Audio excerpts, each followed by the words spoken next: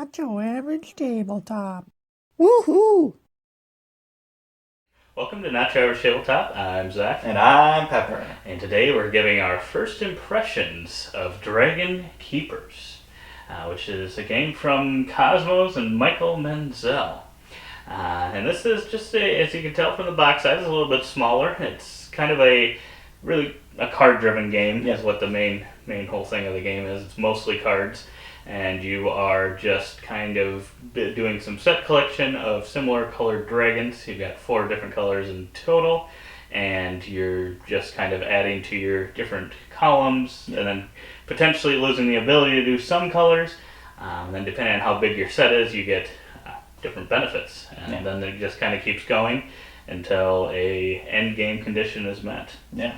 So it's a very simple game, pretty quick. I think the games we played of it were maybe 20-ish minutes, maybe a little longer. I'm not sure. I mean, it's our first couple games, so around 30 minutes is pretty good. Yeah, it's a very quick game, so yeah, if you're looking for that, you got it in this.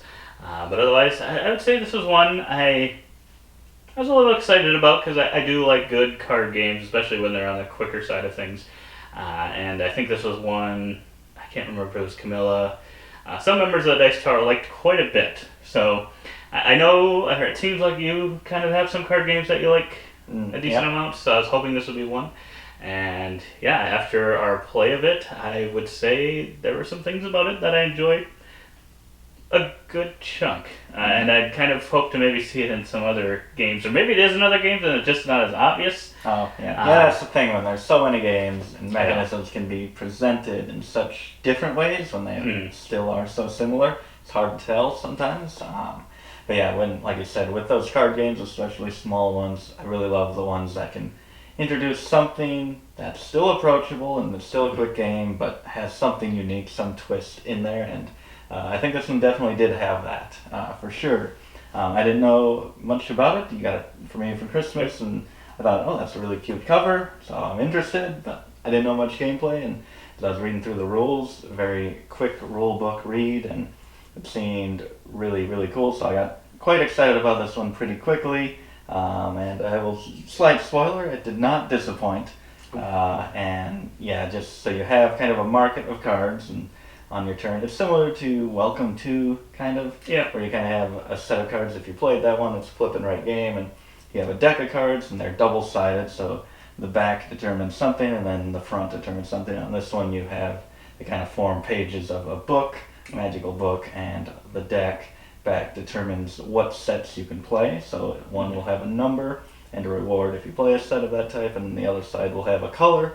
So if it's a 2 and a green, that means at the end of the turn, you can only play a set of 2 greens to then get the rewards, which are victory points, which you want to do pretty much every time if you can. And then below those cards that flip down from the deck into the available cards to take would just then become different colored cards.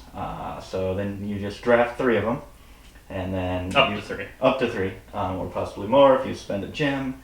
And then you can manipulate the cards on top of the deck, which determine what sets you can make. So maybe you can even set it up so that, oh, I don't have any whites out there, but I have this card that has maybe a green on the back, so I can put that on top of the book. And now it's saying that I can make sets of green, and then you can play your cards, get those resources or those points, which there's just something really, I mean, it's just victory points, but it is very satisfying getting those tokens, and they get more or less valuable throughout the game, depending on if you're taking the most valuable or least valuable. Sometimes you get 2 at a time, and then when you complete 3 of them, because they kind of shaped and they create a circle, then you get another little point token to put in the center of the circle, which could be various points, especially if you get one of the first 3, which are the most valuable.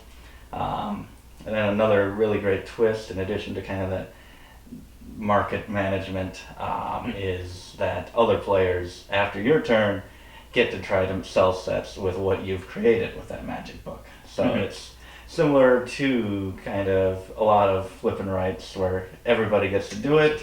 A little similar to Planet Unknown, if you played that, where one player chooses and everyone else gets left with what they give them. Right. So I thought those 2 parts just brought this up a bunch of levels. Yeah, I 100% agree. Yeah, I think the coolest thing to me seemed to be those, yeah, getting 3 of those scoring markers and then being able to place an extra points in there. I thought that was just really cool, but at the end of the day, like I said, it's just a few extra points or whatever. But it just seemed really cool. But yeah, I love that other players get to potentially go off of that as well. I don't know. The only thing is, I would say I don't know if you can like necessarily manipulate too much to be like, oh, I'm gonna make this so that hopefully the other players can't do it or something like that. Yeah. Just because it's like, well, the only way you can maybe know is as you're playing the game. So you'll have like potentially 4 columns because there's 4 different colors. Yeah. If you've played, the blue, green, and then you play the orange, so now the green is between 2, you can no longer play green. Yeah. So I guess then if your opponent, played, oh, I'm going to play 2 green, well, obviously then you can't do it, so they know that part. But outside of that, it might be a little bit more difficult to know.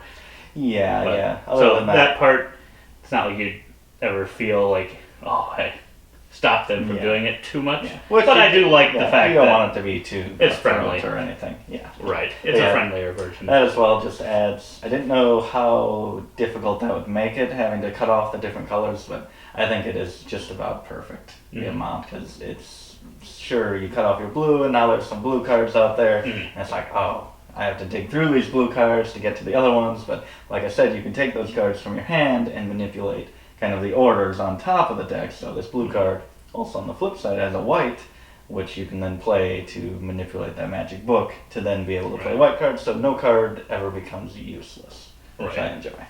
Yeah, I would agree. And kind of as a first impression after a couple plays, I'd probably come in at about a 7.75 on this, just because I think there may be a little bit of a luck factor to it, just depending on if you are trying to get a bigger set of something. Sometimes you're just going to have the colors you want come out, and they're just going to keep coming. And then sometimes, like you said, you're just going to keep getting the blues. And even though those are good because you can potentially manipulate something else, at some point you do also have to play Dragon. So you only want to take so many of those before, being able to do something else with them. But I still really, really enjoyed what it has to offer. It's quick, very approachable. Great artwork, and just a solid design. This one kind of came out of nowhere, and maybe that's just boosting the number a bit, but I gotta give this a 9 out of 10. I really, really enjoyed this one, and it even has kind of a little mini expansion. You can throw in special treasure chests that can give you more abilities to kind of work around some of those limitations in the game, or just give you awesome benefits. So I'm looking forward to playing with those sometime, and I feel like that can only make the game better. I agree. More variety in the game, more options, and but even as it is, it's just such a unique, quick, awesome, rewarding game. Mm-hmm. Yeah, I'd agree. It's even one of the few that I feel might be just a little bit too quick for me, which is crazy. I do like the quickness, so it's much less of a problem than being too long, in my opinion, but it's one of the few that I would say I wish it went just a little bit longer, I think sometimes, but still really solid. So that is Dragonkeepers. If you want to see an unboxing of this one, which, like I said, might not have too much stuff to look at, but you can check that out. We've got an unboxing video going up alongside this. But otherwise, we hope to see you there, and as always, don't forget to keep on nibbling on our content.